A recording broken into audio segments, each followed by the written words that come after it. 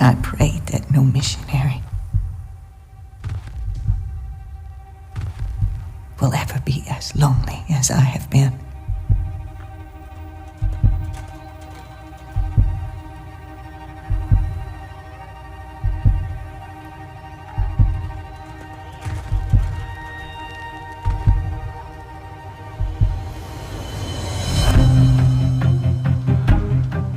Here I am, working alone in a city of many thousand inhabitants. It is grievous to think of these human souls going down to death without even one opportunity of hearing the name of Jesus. How many can I reach? We are now a very, very few feeble workers, scattering the grain broadcast according as time and strength permit. God will give the harvest, doubt it not.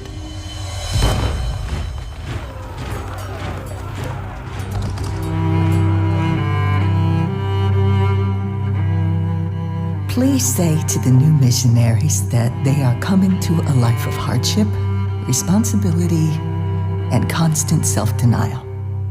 They will be alone in the interior and will need to be strong and courageous. Oh, that my words could be as a trumpet call, stirring the hearts of my brethren and sisters to pray, to labor, to give themselves to this people. A new generation needs to know her story. As I started growing in the Lord, God took that fascination with Asian culture and turned it in more to a longing. I want to give them this. I want to share with them what God has done in my life, how He changed me. And for the longest time, I just started praying, do you want me to live overseas? And I remember just a clear yes, like, this is where I want you to go. Where we have 4, We should have not less than 100. Are these wild words? They would not seem so were the Church of God to awake her high privileges and her weighty responsibilities. You have such a love and burden for the people that there's a certain amount of trust that you have to give away to God, and it's hard to do that sometimes, to let go. If the joy of the Lord be their strength, the blessedness of the work will more than compensate for its hardships. Let them come rejoicing to suffer for the sake of that Lord and Master who freely gave His life for them.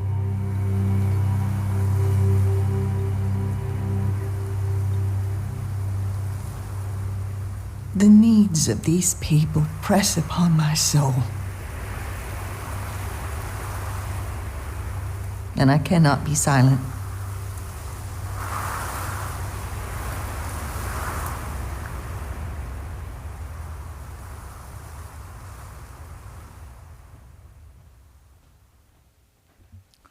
할렐루야.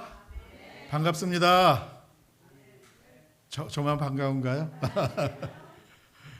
우리 미국에 사니까 영어를 또 한마디 해야 되겠죠? 우리 영어로 한번 해봅시다. 제가 God is good 하면 여러분은 all the time 하셔야 돼요. 네. 제가 all the time 하면 여러분은 잘하시네. 예, 한번 해봅시다. God is good all the time. Welcome everyone to worship and praise our Father God in this beautiful, wonderful morning. 이렇게 복되고 아름다운 날 하나님을 예배하러 나오신 모든 성도님들 진심으로 감사를 드립니다. 그리고 또 이렇게 귀한 자리 허락하신 우리 하나님께 감사드리고, 또 귀한 강단 허락하신 우리 윤 목사님, 또 교회 모든 재직들 성도님들께도 진심으로 감사를 드립니다. 알래스카에 꼭 한번 와보고 싶었습니다. 그런데 하나님께서 놀라운 기회를 주셔서 얼마나 감사한지요. 오늘 짧은 시간이지만 그래도 이 짧은 시간을 통해서 하나님께서 열방 가운데서 어떻게 역사하고 계시는지, 그리고 우리는 어떻게 또 참여할 수 있는지 이렇게 나눌 수 있는 시간이 될 수 있기를 간절히 기대합니다. 와서 어제 저녁 때 우리 제일교회 와서 이렇게 함께 식사하면서 참 마음에 큰 감동이 있었어요. 알래스카만 이게 딱 미국 본토에서 딱 떨어져 가지고 참 이렇게 하나님이 어떤 뜻이 있어서 이렇게 하셨나를 늘 궁금해했었는데 제가 막상 와서 보니까 여기가 바로 선교의 전진기지구나, 전초기지구나 하는 걸 깨닫게 마음에 감동이 있었어요. 왜냐하면 본토에서 하는 선교에 알래스카가 이렇게 끌려가고 있는, 제 매일 뒤에 서 있는 끌려가는 그런 모습이지 않았었나 그런 생각이 들었었는데 어제 와서 보고는 아니구나, 알래스카가 미국 본토를 끌고 가고 있구나 하는 그런 느낌이 받았어요. 그래서 여기서 선교가 시작이 되고 있구나. 그리고 어제 윤 목사님과 교제를 하면서 제1교회가 감당하고 있는 그 선교의 모습에 큰 감동을 받았습니다. 오히려 제가 여기 와서 배우고 가야 되는 것이 아닌가 하는 그런 생각을 하게 됐습니다. 그래서 여러분들의 신실한 섬김과 헌신 충성에 큰 감사를 드립니다. 하나님께서 분명히 우리 알래스카 제1교회를 통해서 놀라운 일을 계획하고 준비하고 계심을 믿습니다. 미국 동부에서는요, 동부 버지니아에 제가 있는데 거기서는 한국을 한번 방문하려면은 집을 나설 때부터 일산에 계신 우리 어머님 집을 방문할 때까지 적어도 한 24시간 걸려요. 그렇게 오래 걸립니다. 멀습니다. 근데 알래스카에서는 한국까지 얼마나 걸리나요? 인천공항 도착할 때까지? 얼마 안 걸리죠? 굉장히 짧은 시간이 걸릴 거예요. 그래서 여러분들 한국을 방문할 기회들이 많이 있죠. 가족도 있고 친구도 있고 또 병원 치료차도 방문하시기도 하고. 그래서 바쁜 일정에 그래도 또 미국의 생활이 있으니까 한국 방문하고 오면은 빨리 또 미국으로 돌아와서 또 우리가 하던 일을 해야 되고 그러니까 한국 방문하면 늘 쫓기다 오잖아요. 그렇죠? 바쁘게 친구 만나고 가족 만나고 또 쇼핑하고 또 미장원 가서 머리도 하고 그러다 보면 또 돌아올 시간 되고 그래서 물이 나게 돌아오고 그러는데 다음번 여러분의 한국 방문을 굉장히 복되고 의미 있고 아주 풍성하게 할 수 있는 하나의 길을 여러분에게 말씀을 드리려고 그래요. 그래서 한번 제가 말씀드리는 대로 한번 따라 해보시기를 바랍니다. 한국 서울에 가면은 2호선 전철하고 6호선 전철이 만나는 지점이 있어요. 거기가 어디냐면 합정입니다. 그러니까 신촌, 홍대 그리고 합정역. 그 합정역에서 내려서 한강 쪽으로 조금만 내려가면은 양화진 외국인 선교사 묘역이 있어요. 보여주세요. 그 옛날 분들은 아실 거예요. 당인리 발전소 바로 옆에 양화진이라고 있습니다. 그 양화진에 파워포인트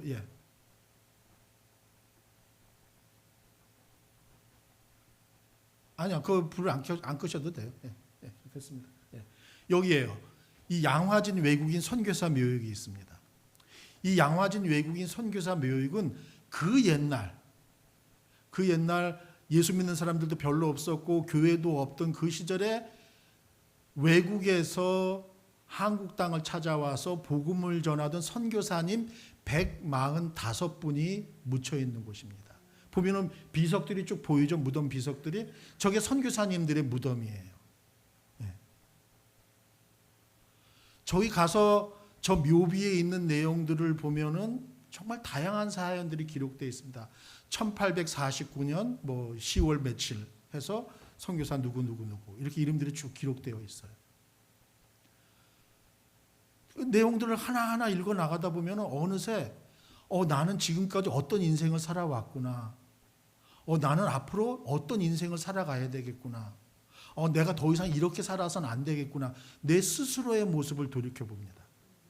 그리고는 저길 떠날 때 정말 하나님이 채워주시는 큰 은혜를 충만해서 나는 남은 생애를 정말 주님의 나라와 그 복음을 위해서 살아가야 되겠구나. 그런 결단을 하면서 떠나게 돼요. 저도 중국에서 그 선교 사역을 하다가 낙심되고 좌절하고 절망하다가 한국 땅을 찾아와서 선배 선교사님들이 사역하던 그런 모습들을 쭉 돌아보다 보면은 내가 지금까지 선교 사역을 이렇게 왔는데 앞으로는 이렇게 하면 안 되겠다. 이렇게 해야 되겠구나. 저 선교사님들의 모습을 본받아서 앞으로는 이렇게 살아가야 되겠구나. 그런 걸 깨닫고 결단하고 돌아오고 힘을 얻어서 다시 중국으로 돌아와서 선교 사역을 감당하고 그랬던 기억이 있습니다. 그래서 여러분들도 꼭 한번 가보세요. 꼭 한번 가보시면은 야 정말 저분들은 말도 제대로 못하고 2억 마리 타고 그 조그만 나라에 와서 예수 그리스도께서 맡기신 그 사명을 위해서 죽기까지 헌신하며 이렇게 사역을 했구나라고 하면서 나의 남은 생에는 정말 주님을 위해서 이렇게 살아가야 되겠다는 새로운 결단들을 하게 될 거예요. 예. 그래서 꼭 한번 가서 보시길 권해마지 않습니다. 그래서 그 145분 이 시간 다 소개해드리면 좋겠지만 그러면 또 우리가 밤을 새야 되니까 그렇게 못하고 그 145분 가운데 딱 한 명을 제가 소개해드릴게요. 루비 레이첼 캔드릭 선교사님은 1883년 미국 텍사스에서 태어나서 1908년 8월 15일 서울에 있는 세브란스 병원에서 돌아가셨어요. 그때 그 선교사님의 나이 불과 25세. 처녀 선교사로 한국에 와서 1년도 채 사역을 하지 못하셨습니다. 그 1년마저도 황해도 개성에 있는 여학교에서 한국어를 배우고 선교사 준비하는 것이 대부분이었어요. 그러니까 제대로 선교도 못 해봤어요. 한국 사람들에게 제대로 복음을 전해보지도 못했죠. 한국어 배우고 선교사 준비하다가 그만 급성맹장에 걸려서 2억 마리 타국에서 꽃다운 나이 25살의 나이로 순교하시고 말았습니다. 그 양화진 외국인 선교사 묘역에 있는 묘비에 보면 다음 장면 보여주세요. 이런 내용이 기록되어 있습니다. If I had 1,000 lives to give, Korea should have them. 나에게 누군가에게 줄 수 있는 1000개의 생명이 있다고 한다면 나는 그 1000개 모두를 한국에 바칠 것이다. 그렇게 묘비에 기록되어 있어요. 저 묘비에 보면.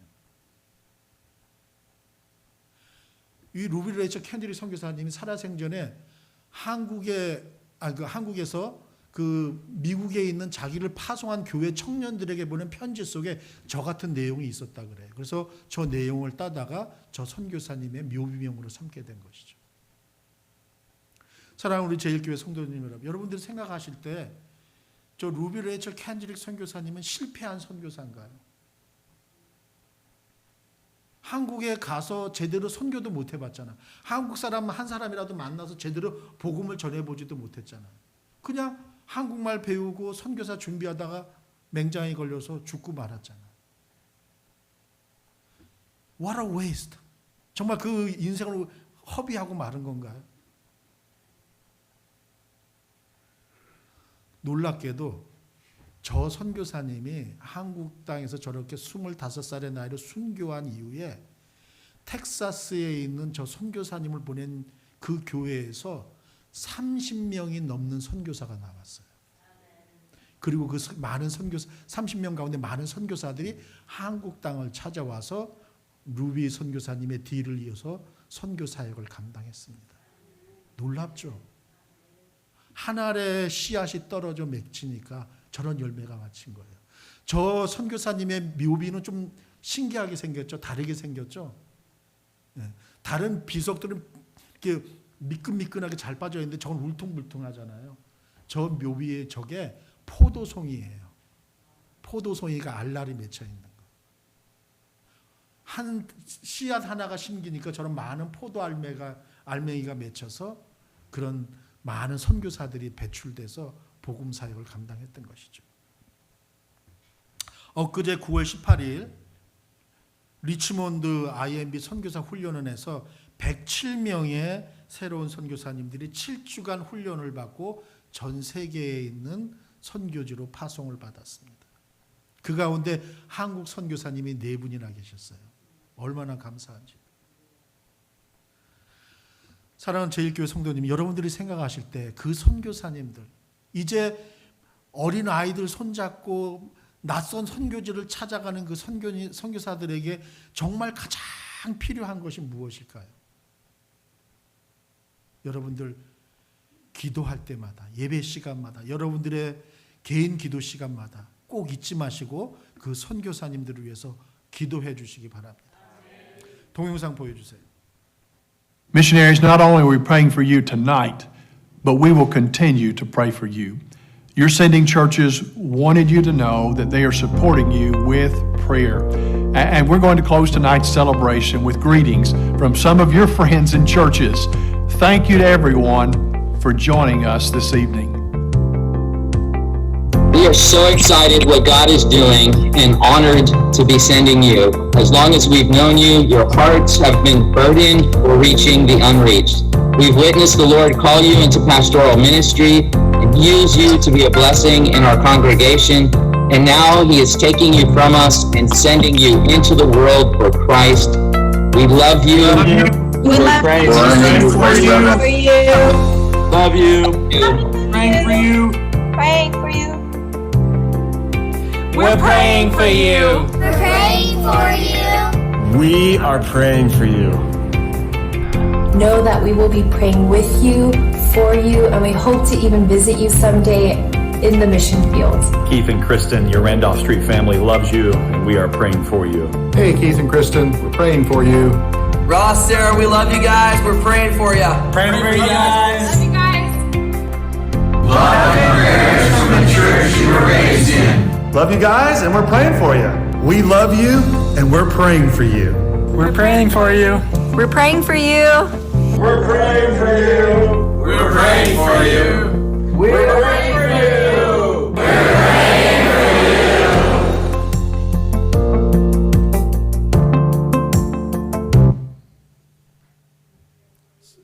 선교를 위해서 길 떠나는 사람들에게 다 같이 뭐라고 외치고 있어요? Yeah, we are praying for you. We are praying for you. 네. 얼마나 감동적이에요. 네. 언젠가 우리 앵커리지 제일침례교회에서 이 교회의 선교사를 파송할 때 이 앞에 세워놓고 여러분들이 다 같이 손을 뻗고 뭐라고 외쳐요? We are praying for you. 그렇게 외칠 수 있는 날이 올 수 있기를 주님의 이름으로 축원합니다. 아멘. 아멘. 예. 아직까지 IMB에 우리 알래스카 출신의 선교사는 없어요. 예. 한인 선교사. 우리 알래스카 출신의 한인 선교사는 없습니다.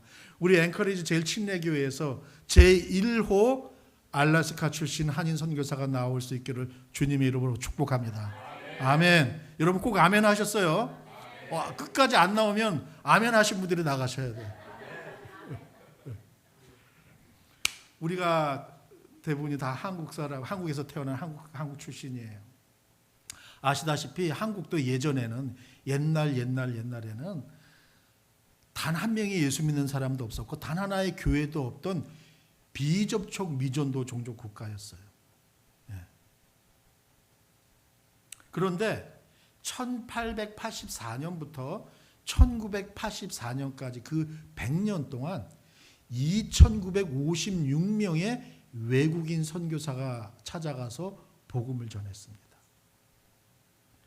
2956명의 외국인 선교사가 한국 땅을 찾아가서 100년 동안 복음을 전한 결과 현재 한국에는 6만 개가 넘는 교회가 있고 1000만 명이 넘는 그리스도인들이 있는 나라가 되었어요.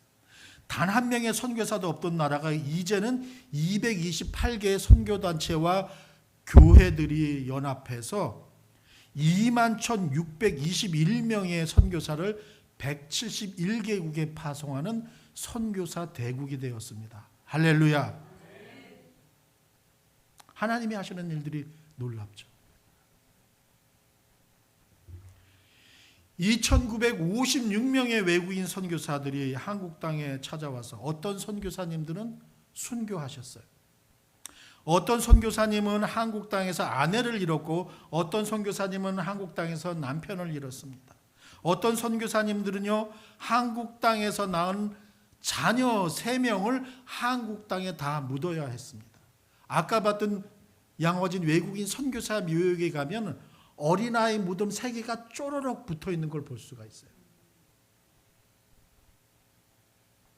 제중원 3대 원장이었던 의사 찰스 캐드 월러드 윈턴 선교사, 자녀 3명을 한국 땅에 묻었습니다. 1살 아들 월터, 4살 아들 캐드 윌러드, 4개월 된 딸 메리, 그리고 마침내는 자신의 사랑하는 아내 레이 피샤도 한국 땅에 묻어야 했습니다. 그 양화진 외국인 선교사의 묘역에 가면 볼 수가 있어요. 당연히 병을 얻어서 고생을 하신 선교사님들도 계셨죠. 여기서 질문이 들어요. 왜 그 선교사님들은 잘 알지도 못하는 저 동쪽 끝에 있는 조그만 나라 한국 땅에 찾아와서 자신의 아내를, 자신의 남편을, 자신의 자녀들을 한국 땅에 묻으면서까지 그 힘든 사역을 감당해야만 했었을까? 왜 그런 척박한 삶을 살아야만 했었을까? 답은 정해져 있어요. 모두 다 예수 그리스도의 생명을 삭스로 집을 받은 사람들이 그 삭스를 받은 책임을 다하기 위해서 저 동쪽 끝에 있는 조그만 나라에 와서 죽기까지 헌신하며 충성했던 결과였던 것입니다. 사랑하는 성도 여러분, 우리는 왜 이른 아침부터 밤늦은 시간까지 월, 화, 수, 목, 금, 토 매일같이 나가서 그렇게 열심히 일을 하는 겁니까? 꼭두 새벽에 일어나서 밤늦게까지 매일같이 나가서 열심히 일하는 이유가 뭐예요? 왜냐하면 우리는 모두 다 삭스를 받았으니까. 우리는 다 이미 페이를 받았으니까 그 페이 받은 것에 대한 책임을 다하기 위해서 그렇게 열심히 나가서 일하는 것 아니에요. 매일매일. 이 선교사님들도 똑같아요. 우리 주 예수 그리스도의 생명을 삭스로 집을 받았기 때문에 그 삭스를 받은 책임을 다하기 위해서 죽기까지 헌신하며 충성했던 것입니다. 그분들 가운데 누군가가 먼저 복음을 듣고 여러분에게 또 저에게도 전해 주었던 것이죠. 그러지 않았다면 저 서울 변두리 모래내에 있었던 그 코찔찔이었던 저 같은 아이가 어떻게 예수님을 생명의 구주로 만날 수 있었겠습니까? 네, 그렇습니다. 저는 아주 복음에 큰 빚을 진 사람이에요. 저는 그 복음에 대한 부담감을 떨칠 수가 없었고, 저분들이 생명을 내던지며 전해준 복음을 저도 단 한 명의 예수 믿는 사람도 없고 단 하나의 교회도 없는 곳에 전해주겠다 결심을 했습니다. 담임하던 교회를 사임하고 중국의 깐수성이라는 곳으로 날아갔어요. 인천 앞바다에서 중국 쪽으로 직선거리로 건너가면은 바레만이 시작이 돼요. 그 바레만이 끝나고 중국 땅이 시작되는 곳에 산해관이라고 있습니다. 그 산해관이 무엇으로 유명하냐면 거기서 바로 그 유명한 만리장성이 시작이 됩니다. 그 만리장성이 정말로 만리를 나가요. 중국 대륙을 가로질러서 서쪽으로 나가다가 그 만리장성이 끝나는 지점이 가욕관이라고 하는 곳입니다. 그 가욕관이 바로 제가 사역을 하던 깐수성에 자리 잡고 있습니다. 그 옛날에는 가욕관을 벗어나면 중국 땅을 벗어나서 이제 서역으로 나가는, 센트럴 아시아로 나가는 그러한 곳이에요. 고산지대예요. 해발이 적어도 한 1500m에서 2600m까지 나가는 고산지대이고, 그 다음에 오른쪽으로는 그 유명한 고비 사막이 있고 왼쪽으로는 타클라마칸 사막이 있어요. 그러니까 고산지대에다가 사막까지 있으니까 굉장히 황무하죠. 푸른 곳이라고는 거의 찾아볼 수가 없어요. 공항을 딱 내리면은요, 온통 세상에 보이는 것이 이 강대상 이런 색깔, 황토색이에요. 그러니까 머릿속에 딱 제일 먼저 떠오르는 찬양이 하나 있습니다. 이 땅의 황무함을 보소서. 푸른 곳이라고는 없습니까? 수도는 란조라고 하는 곳인데 그 수도 한복판에 그 중국의 어머니의 강이라고 하는 황하강이 바다처럼 흘러갑니다. 나중에 끝에 동영상에서 나올 건데 물 색깔이 파란 색깔이 아니고 이런 황토색이에요. 그 황토색깔 강물이 아주 그냥 바다처럼 흘러가는 걸 볼 수가 있습니다. 깐수성의 인구는 한 2,600만 명인데 수도 란저우의 인구는 360만 명. 그런데 예수 믿는 사람은 다 틀어서 교회에 등록된 수를 따져보면 한 6만에서 한 7만 명도 채 안 되는데 놀랍게도 이슬람교를 신봉하는 무슬림의 인구는 자그마치 공식적 중국 정부 발표 168만 명인데 비공식적인 계통으로 다 따지면은 적어도 한 300~400만 명 이상이 될 거예요. 린샤라고 하는 도시는 아마 이 앵커리지보다도 훨씬 더 작을 거예요. 깐수 그 란조라고 하는 그 수도 옆에 그 이슬람 회족 자치주의 도시 린샤라고 하는 그 본거지는 아마 앵커리지보다 작을 거예요. 아주 조그만 도시인데 그 조그만 도시 안에 이슬람 사원이 자그마치 2,500개. 그리고 깐수성 전체, 그러니까 알래스카보다 버지니아보다는 좀 작아요. 그 깐수성 전체에는 한 4,600개가 있다고 중국 정부 발표가 그렇습니다. 근데 사실 그 비공식적으로 따지면 훨씬 더 많은 숫자가 있는 것이죠. 그러니까 에브리 코너 골목마다 그 이슬람 사원이 하나씩 딱 자리 잡고 있는 걸 볼 수가 있습니다.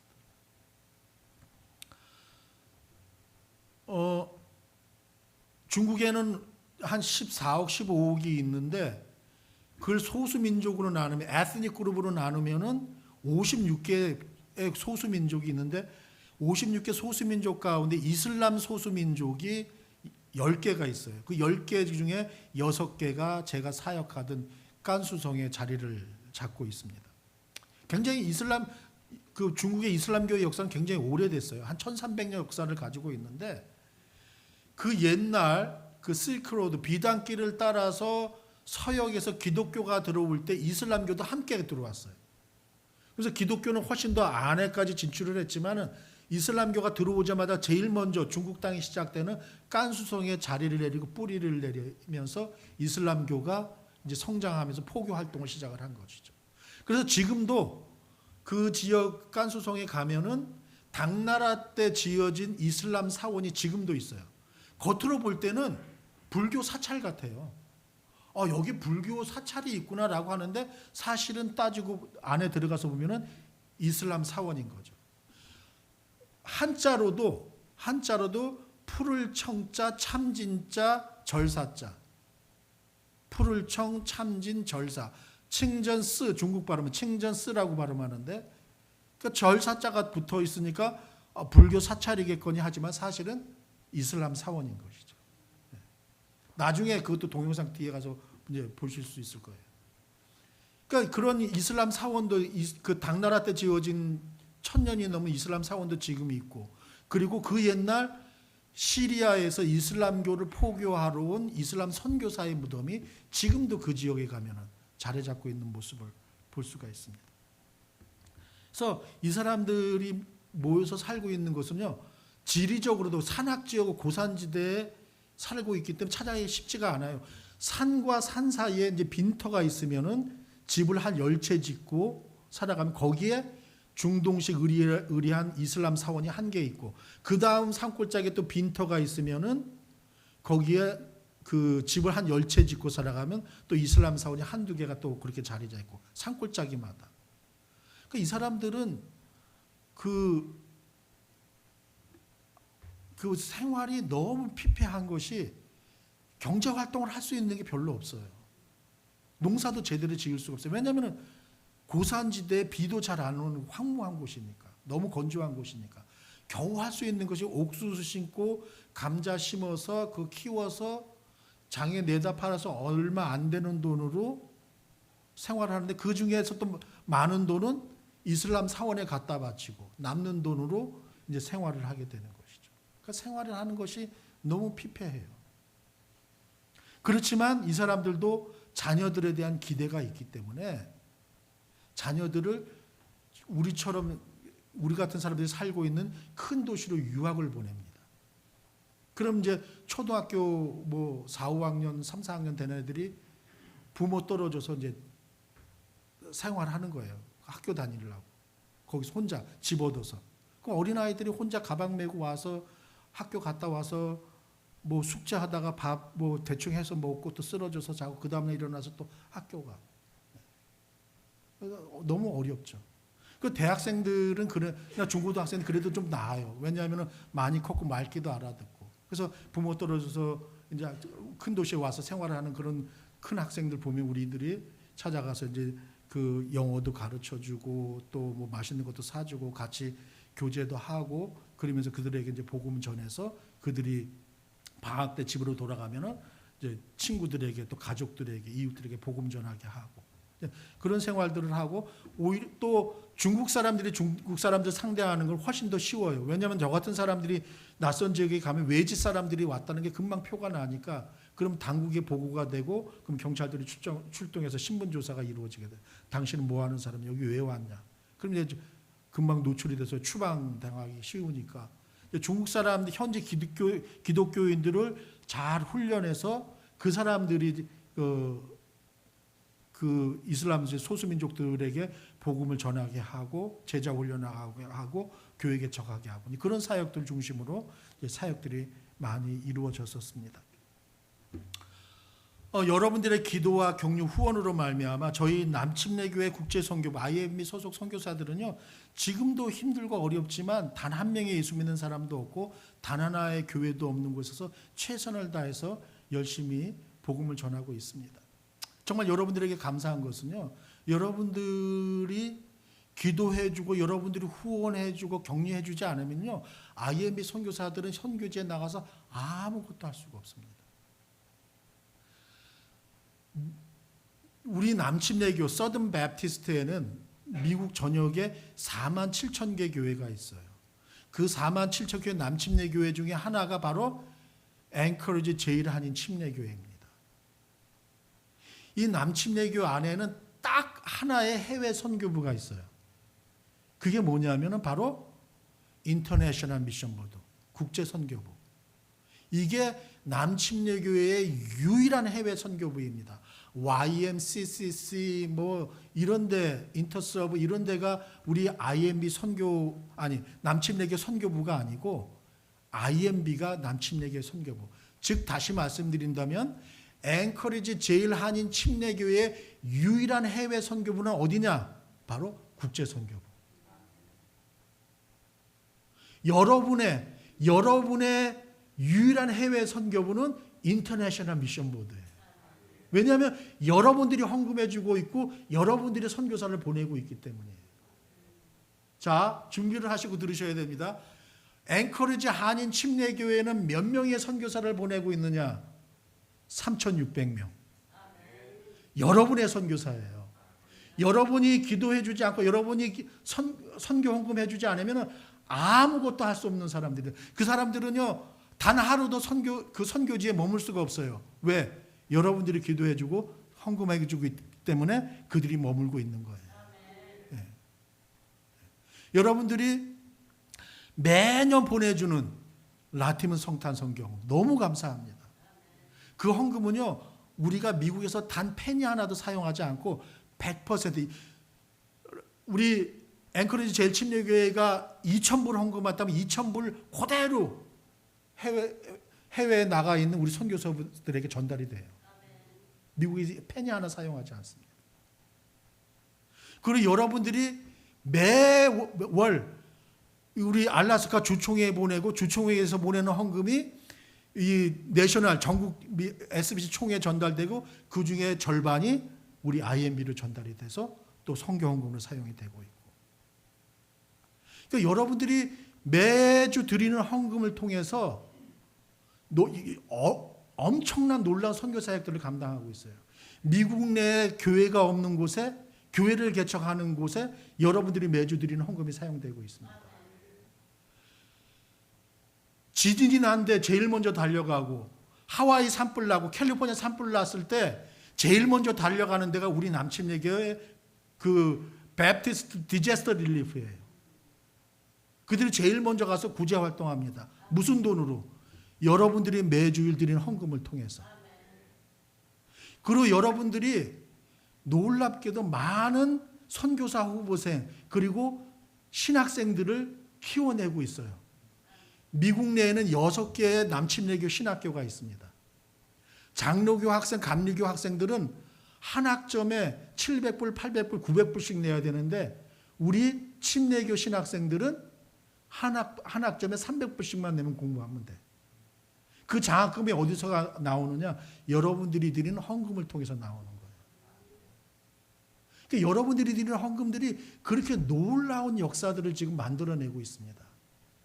그래서 우리 3,600명의 우리 IMB 선교사와 그들이 데리고 있는 3,000명의 자녀들, 그리고 우리 IMB 스태프들과 우리 총재님을 대표해서 우리 앵커리지 제일 침례교회 모든 성도님들께 진심으로 감사의 말씀을 드립니다. 감사합니다. 여러분들이 그런 자부심을 가지고 신앙생활을 하시고 선교사를 감당하셔야 돼요. 그렇게 놀라운 일들을 하고 있습니다. 네. 그러니까 여러분들이 드리는 헌금이 어떻게 사용이 됐는지 한번 보여드릴게요. 이거 파워포인트 보여주세요. 지난 한 해 동안 얼마나 많은 일들을 했는지. 지난 한 해 동안 우리 여러분들이 보낸 3,600명의 선교사가 전 세계에서 160만 9,869명에게 복음을 전했습니다. 그래서 그 가운데 14만 4,964명이 예수님을 믿고 구원을 받았어요. 그리고 놀랍게도 그 가운데 6만 8,628명이 침례를 받았습니다. 그리고 28만 2천 명이 제자훈련을 받을 수가 있었어요. 이거는요, 여러분들이 기도해 주지 않고 여러분들이 헌금해 주지 않으면 도무지 불가능했던 사역들입니다. 여러분들이 여기서 그렇게 철저하게 보내는 선교사로서 사역들을 감당하고 있는 거예요. 정말 감사드립니다. 그런데 안타깝게도 이런 놀라운 사역들이 전 세계에서 일어나고 있는데 제가 두고 온 그곳에는요, 아직도 예수님의 옛자도 들어보지 못한 사람이 너무나 많다는 거예요. 너무나 많아요. 그 사람들은요, 태어나서 지금까지 한 번도 예수님을 부인해 본 적이 없어요. 예수님에 관해서 들어보지 못했을 뿐이에요. 예수님에 관해서 들어보지 못했기 때문에 예수님을 믿는다 안 믿는다 그렇게 얘기를 할 수가 없었던 것이죠. 아무도 자신들을 찾아와서 예수님에 관해서 말해주는 사람이 없었어.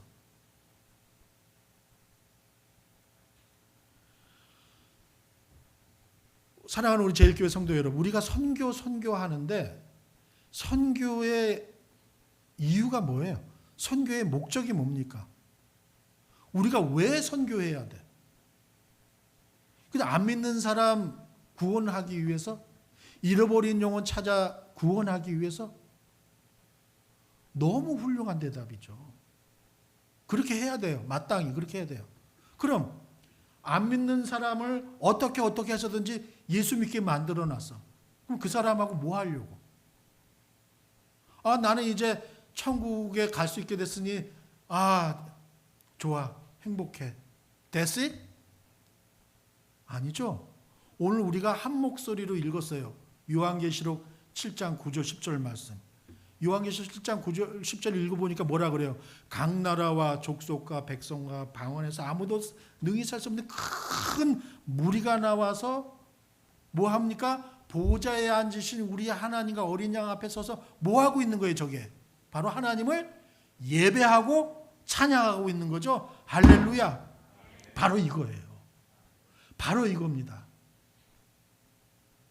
온 세상 모든 사람들이 어린 양의 보좌 앞에 나와서 하나님을 예배하고 찬양하는 거. 모든 미국 사람들, 모든 중국 사람들, 모든 일본 사람들, 모든 베트남 사람들, 모든 태국 사람들, 모든 아프리카 사람들, 너나 할 것 없이 누구든지 다 나와서 하나님 예배하고 찬양할 수 있게 하는 거. 그게 우리가 선교해야 되는 이유이고 목적인 거예요.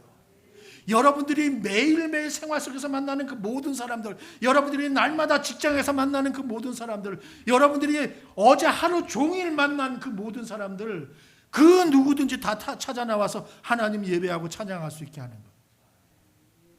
이게 우리가 감당해야 될 사명이라고 하는 것입니다. 단순히 안 믿는 사람 구원시키는 그것이 아니라 선교가 이 땅에 필요한 것은 예배가 없는 곳에 예배를 있게 하기 위해서인 거예요. 그게 바로 선교의 이유이고 목적이고 선교의 데피니션, 정의인 것입니다.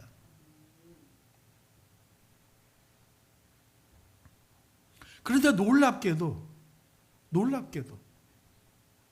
하나님이 급하셨는지 이 미국 땅에는 놀라운 일들이 지금 벌어지고 있어요.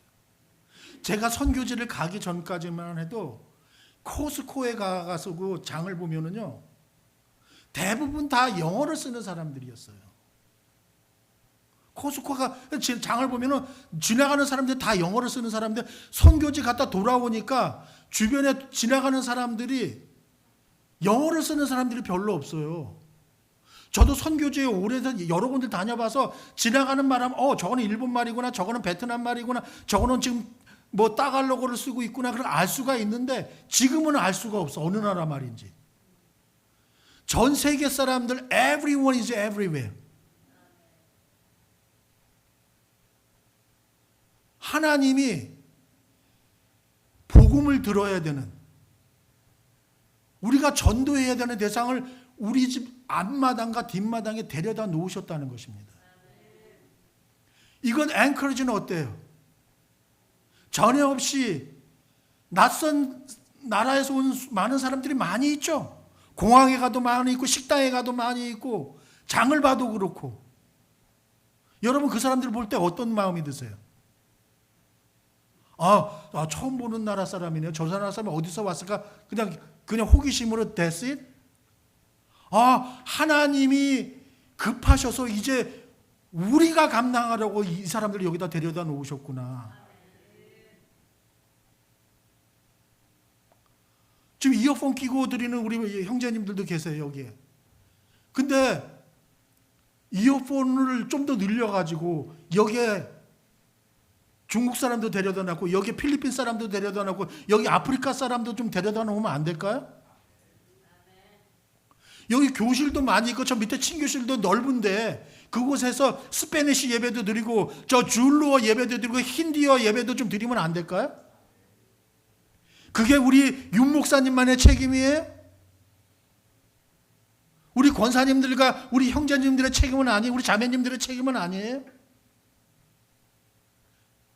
앵커러지의 제일 한인 침례교회 선교의 전진기지라고 하면 적어도 그런 정도의 역할을 감당해야 되는 건 아닙니까? 보내는 선교사도 중요하지만 여기에 와 있는 사람들의 선교도 굉장히 중요하다는 것이고 똑같은 비중으로 중요하다는 거예요. 한번 봅시다. 우리가 사는 세상은요, 두 개의 다른 세상이 존재하고 있어요. 파란 세상이 있고요, 빨간 세상이 있습니다.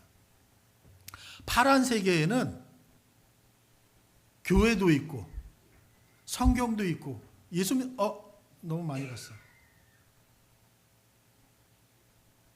예수 믿는 사람도 있어요. 그래서 우리 앵커리지 제일 침례교회에 있지만 오라면 언제든지 모여서 예배하고 찬양하고 기도하고 얼마든지 할 수 있어요.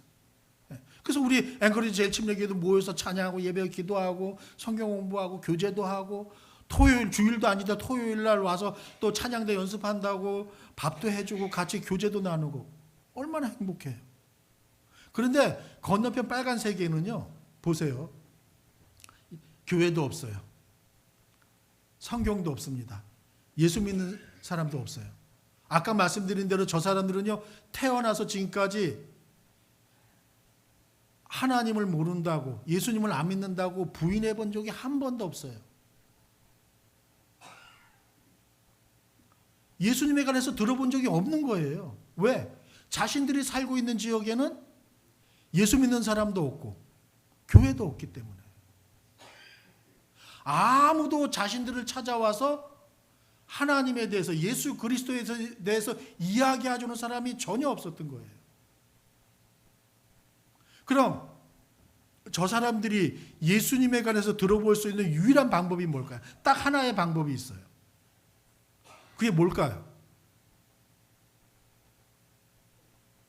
우리 앵커리지 제일 침례교회에서 우리 목사님이, 우리 장로님이, 우리 권사님이, 우리 집사님이, 우리의 자녀들이 누군가가 찾아가서 저 사람들에게 예수님에 관해서 말해주는 것만이 유일한 방법이라고 하는 거예요.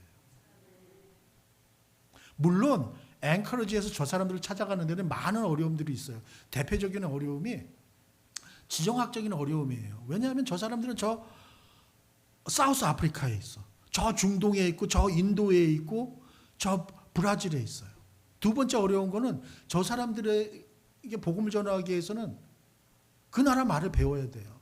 저도 중국 갈 때는 니하오라는 말도 못했어요. 거기서 배워서 복음을 전했습니다. 아프리카 사람들에게 복음 전하기 위해서 줄루어를 배워야 되고, 중동 사람들을 위해서 아랍어를 배우고, 또 인도 사람들이 힌디어를 배우고, 브라질 사람들을 위해서 포르투갈어를 배우고, 그래야만 복음을 전할 수 있어요. 또 종교적인 어려움이 있어요. 왜냐하면 세상 가운데는 많은 불신자들이 있고, 거기는 이슬람 사람, 무슬림들도 많이 있고, 불교도도 많이 있고, 힌두교도도 많이 있고, 공산주의자들도 많이 있고, 또 문화적인 어려움이 있어요. 그 사람들의 말하고 생각하고 행동하는 건 우리하고 완전히 달라. 이 외에도 더 많은 어려움들이 있을 거예요. 그럼에도 불구하고 이런 어려움들을 극복하고 저 사람들에게 우리가 찾아가서 복음을 전하지 않으면 저 사람들은 죽을 때까지 예수님에 관해서 단 한 번도 들어보지 못하고 죽게 될 거예요. 그래서 우리 앵커리지 제일 침례교회에서 여러분의 교회 집사님들, 권사님 중에서, 장로님 중에서, 아니면 여러분의 자녀들 가운데 누군가를 저들에게 보내줘야 돼요. 그래서 우리 앵커리지 제일 침례교회는 보내는 자가 돼야 되고, 여러분의 자녀들은 가는 자들이 돼야 된다는 것입니다.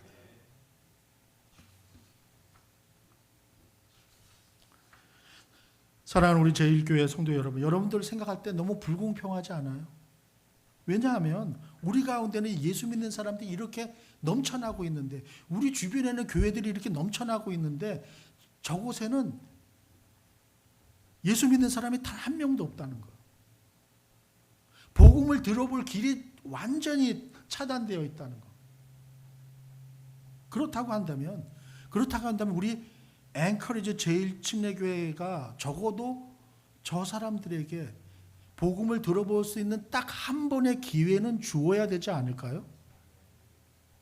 한 번의 기회쯤은 저 사람들에게 주어야 되지 않을까? 저는 그 사실이 너무 안타까웠어요. 더 이상 저 사람들을 외면할 수가 없었습니다. 그래서 14년 담임하던 교회도 뒤로 하고, 우리 자녀 둘도 미국 땅에 두고 그 땅을 향해 찾아갔습니다. 저희 집사람 가방 2개, 저 가방 2개 들고 좋은 조건, 좋은 환경들을 다 자유롭게 주님을 위해서 포기하겠다는 그런 마음이었습니다. 왜냐하면 우리 주 예수 그리스도께서 아낌없는 충성, 모자람 없는 100%의 충성을 원하고 계신다고 믿었기 때문입니다. 제가 사역을 하던 그 깐수성 란조우에 가면 윌리엄 보든 메모리얼 하스피탈이라고 있어요. 윌리엄 보든 기념병원. 지금은 이름이 변해서 란조우시 제2인민병원이라고 중국 정부에서 흡수해서 병원 이름을 그렇게 바꾸었습니다. 윌리엄 보든은 1887년 11월 1일 시카고의 큰 부잣집의 아들로 태어났습니다. 워낙 부자이니까 고등학교를 졸업하자 집에서 세계 일주를 시켜주었습니다. 그래서 윌리엄 보든은 어머니와 함께 세계 곳곳 유명하고 좋은 곳은 다 여행을 하고 그 세계 일주의 마지막 코스로 중국을 방문하게 됐어요. 그러니까 중국을 찾아와서도 베이징, 샹하이, 홍콩 같은 데 좋은 데 다 다니고, 중국 여행의 마지막으로 제가 사역을 하던 깐수성 란조우를 찾아오게 됩니다. 깐수성 란조우를 방문한 윌리엄 보든은 그곳에서 아주 충격적인 경험을 하게 돼요. 문둥병에 걸린 그 무슬림 회족 무슬림들을 만났는데 사람인데 사람 같아 보이지 않는 거예요. 너무 충격을 받으면서, 그러면서 자기 자신을 보니까 자기는 너무나 많은 것을 가지고 있는, 모든 걸 다 가지고 있는 거예요. 윌리엄 보든이 그곳에서 무릎을 꿇고 하나님께 이렇게 기도를 합니다. 하나님, 제가 저의 남은 생애를 이 사람들을 위해서 살아가겠습니다. 미국으로 돌아와서 자신이 가지고 있던 모든 소유를 다 포기하고 신학교에 들어갔어요. 그때 윌리엄 보든은 자신이 가지고 있던 성경책 표지 안쪽 뒷면에다가 영어로 이렇게 한 줄을 기록합니다. No reserved. 남김없이 하겠다. 나를 위해서는 아무것도 남기지 않겠다. 윌리엄 보든이 신학교에 들어가서 열심히 공부를 했어요. 드디어 졸업할 때가 다가왔습니다. 근데 때마침 집에서 급하게 전보 한 통이 날아들어요. 전보의 내용은 아버지께서 돌아가셨다. 네가 아버지의 막대한 유산을 상속받게 되었으니까 속히 집으로 돌아와서 아버지의 사업을 이어라. 윌리엄 보든이 집으로 돌아가지 않고는 자신의 가지고 있던 성경책 표지 뒷면에다 이렇게 한 줄 대답을 기록합니다. 대답 대신에 영어로 이렇게 한 줄. No retreat. 돌아가지 않겠다. 그리고는 그 길로 선교사의 길을 떠났어요. 중국 란조우에 있는 그 회족 무슬림들에게 복음을 전하기 위해서 이집트에 가서 아랍어를 배우기를 원했던 거예요. 왜냐하면 중국 무슬림들은 중국 사람들이지만 그 이슬람 회당 예배에서는 아랍어를 사용하기 때문에 아랍어 코란, 그 다음에 아랍어 그 예배를 드리기 때문에 아랍어를 배우고자 했던 것이죠. 그래서 윌리엄 보든이 카이로 이집트에 도착해서 열심히 아랍어를 배우다가 그만 척추에 심각한 질병이 걸리게 돼요. 그리고는 1913년 4월 9일 카이로 이집트에서 순교하십니다. 그때 그의 나이 불과 25살, 25세. 이집트에 도착한 지 채 4개월이 못 되어서 25살의 나이로 순교하시고 말았습니다. 윌리엄 보든은 중국으로 돌아가지도 못했어요. 중국 사람들에게 복음을 전해보지도 못했습니다. 윌리엄 보든이 죽고 나서 그의 얼마 안 되는 유품이 어머니에게 전달이 됐어요. 어머니가 아들의 유품을 뒤적거리다가 아들이 쓰던 성경책을 발견합니다. 그리고 뚜껑을 딱 열어보니까 마지막 3번째 줄에 윌리엄 보든이 죽어가면서 떨리는 손으로 기록한 한마디가 이렇게 기록되어 있습니다. No regret. 후회하지 않겠다. 윌리엄 보든의 어머니는 아들을 기리기 위해서 막대한 자금을 내어 란조우에 윌리엄 보든 기념병원을 세우시게 된 것입니다. 사랑하는 제1교회 성도 여러분, 헌신이라는 것이 이런 거예요. 네. No reserve. 아낌없이 다 드리는 겁니다. No retreat. 돌아가지 않는 거예요. No regret. 그렇게 했다고 해서 후회하지 않는 것입니다. 누군가가 그렇게 했기 때문에, 누군가가 희생하고 피를 흘리는 헌신을 했었기 때문에 오늘날 우리는 이 아침에 이곳에 앉아 있는 것입니다. 25세의 꽃다운 루비 레이첼 캔드릭은 자신의 생명이 1000개가 있다면 그 1000개를 모두 다 한국 땅에 바치겠다 그랬어요. 25세의 꽃다운 윌리엄 보든 선교사는 No reserve, no retreat, no regret의 삶을 살아갔습니다. 우리는 하나님의 나라와 우리의 사랑하는 주님 예수 그리스도께 대한 불타는 열정이 있어요. 하나님의 나라와 예수 그리스도를 위한 삶을 살아가다가 우리는 1000개가 아니라 10,000개라도 아낌없이 드려야 하지 않을까요? 때로는 지고 가는 십자가가 너무 무거워서 주저앉아서 일어서지 못할 것만 같은 상황을 만날 때도 있을 거예요. 그러할 때 우리는 영광스럽게 그렇게 고백해야 할 것입니다.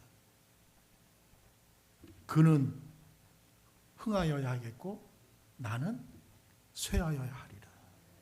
그렇게 고백할 때 연약한 우리 무릎 강하게 하여 주시사 일으키시는 주님의 손길을 경험할 수 있습니다. 마지막 동영상 보고 마치겠습니다. 마지막 동영상 주세요. 네.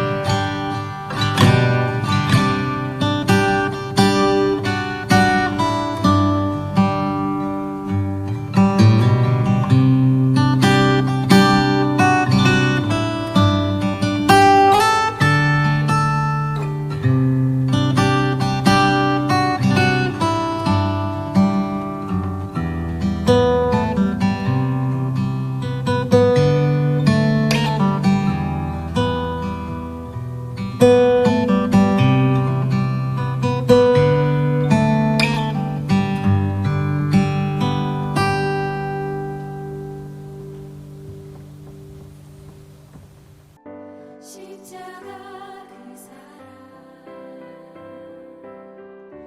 멀리 떠나서 무너진 나의 삶 속에 잊혀진 주